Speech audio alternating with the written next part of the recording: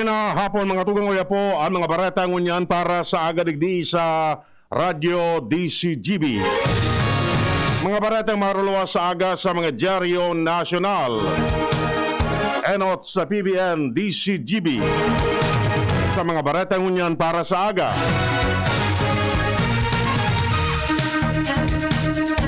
Inotundang bareta ulit dyan sa luwas. Si Jimmy Nasalita. Jim, kamen. Sobra-sobraan kaugmahan asin pa sa salamat ni punong barangay ni Risa Diluna kan barangay Maunon, Ligao City. Dailantaan sa yang barangay anapili ninda Congressman Fernando Didi Cabredo asinil Gio Ligao sa pamamayo ni Mayor Pati Gonzales Alsoa na bugtakan kan multi-species marine hatchery. Kaso bago, nagkaigwanan ng groundbreaking ceremony asin mo signing entry kan BIFAR sa pamamayo ni Regional Director Nelson Bien, Congressman Fernando Didi Cabredo asin LGU o Ligao officials.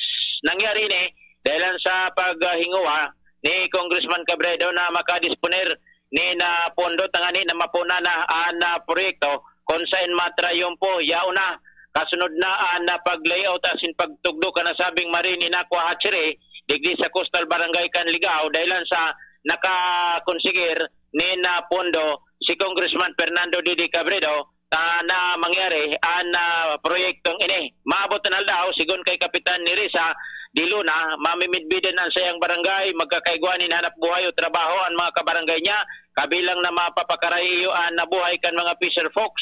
And pati sa mga pagtaraning ng barangay, digdi sa coastal areas kan syudad ni Ligao. Matatandaan, si dating Congressman Fernando Gonzales na nag-file kan bill na nagdideklara na maging marine hatchery ang barangay Maunon, tinutukan ni incumbent Congressman Fernando Didi Cabredo sa Good na Mundag ang Republic Act 950 na yun na nagdideklara digi sa barangay Maunon bilang multi-species marine hatchery. Mga dagdag na bareta, Jimmy Nasalita, DZGB News. Miaras tanto si Ans Galero may dagdagman na istorya. Ans, kamen. Handa na, asin preparado na ang boss para sa gigibuong enot na City Media Day sa aga September 23, 2021 sa Gregorian Mall kan Ciudad kan Legazpi. Inan kinonfirmar kan na pamayokan na Committee on Public Information na si Konsyal Diego Obido kung saan maghapon ang mangyayaring aktibidad sa pangenot ni Alcalde Noel Rosal. Segun sa nasambitan ng konsyal na iyuman ang enkargado sa nasambitan ng programa, magkakaiguan ni lecture kung saan ipapamidbid ang role kan media sa sosyedad. Nung niya na panahon kan pandemya sin papanginotan ini ni Bicol University College of Arts and Letters College Dean Leticia Lopez mantang matauman ni mensahe digdi si Alcalde Noel Rosal sin piglalauman na maging presente man si 2nd District Congressman Joey Sate Salceda. Sigun kay Ubido ang katuyuhan kan nasambitan ng aktibidad iyo makapagtao nin honra sa mga miyembros kan lokal na media sa syudad kan Legazpi na panagos kunyan na nagtatabang sa gobyerno lokal kan Legazpi tangani ang maibariwas ang magkakanig og informasyon na kapakipakinabang sa publiko. Dagdag na pareta, Ans Galero, DZGB. May kukonsiderar na pinakahalabang surge kan COVID-19 sa Pilipinas ang record high na numero kan mga helang. Kasunod ini kan pahayag kan Octa Research Group na naabot na kan Metro Manila ang peak o ang pinakahalangkaw na daily average cases kan COVID-19. Sigun kay Octa Research Fellow, molecular biologist, Father Nicanor Austriaco, na dakula ang epekto kan kaso sa pagpapautob kan granular lockdown sa Metro Manila kung saan padagos manggiraray ang pagitaas kan bilang nin kaso. Pero para kay Dr. Edsel Salvana, infectious disease specialist, as a miyembro kan Technical Advisory Group kan Department of Health, dahil pamanggiraray may kukonsiderar na panibagong wave kan helang ang nangyayari sa nasyon. Sa bilog na nasyon, solamente ang Region 7 as in 10 pa sana ang nakakapag-restro ni negative growth rate kaya pwede pang mag-itaas ang numero kan kaso sa nasyon. Punteriya kan gobyerno na makapaluwas nin locally packaged COVID-19 vaccine sa nasyon sa masunod na taon. Iniyan pahayag ni FDA Director General Eric Domingo sa pagsasabi na nakikipag-oro na ang Department of Science and Technology sa international vaccine makers sa posibilidad na magpasar nin teknolohiya tanganing makapagpakete nin COVID-19 vaccine. Katuwang man ang Department of Trade and Industry as in Department of Health. Ang sayang tinawanin punto na kaoron ay ang mga vaccine makers sa Cuba, China, Russia at iba pang European countries.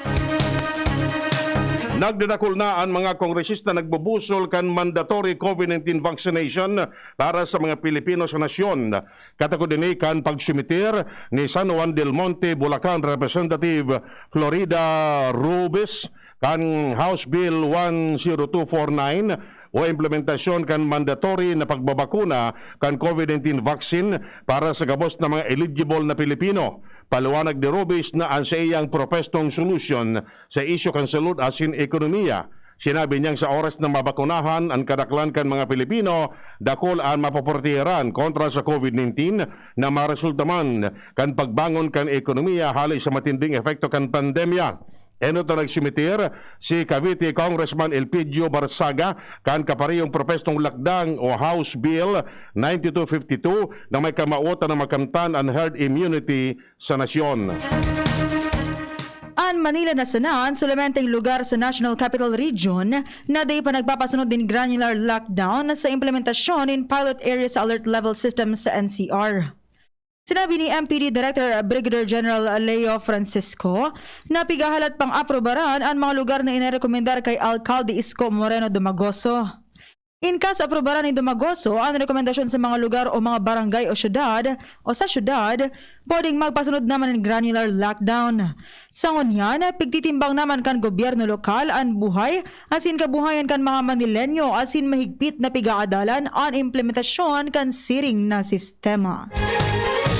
Posibleng nasa ultimong parte na ang Pilipinas sa paglakop nin mas nakakaulakit na variant kan COVID-19 na Delta variant, partikular sa Metro Manila. Sigun kay Octa Research Fellow Guido David na nagpapuunang magbaba ang numero kan mga bagong kaso sa Metro Manila asin kataraning na probinsya.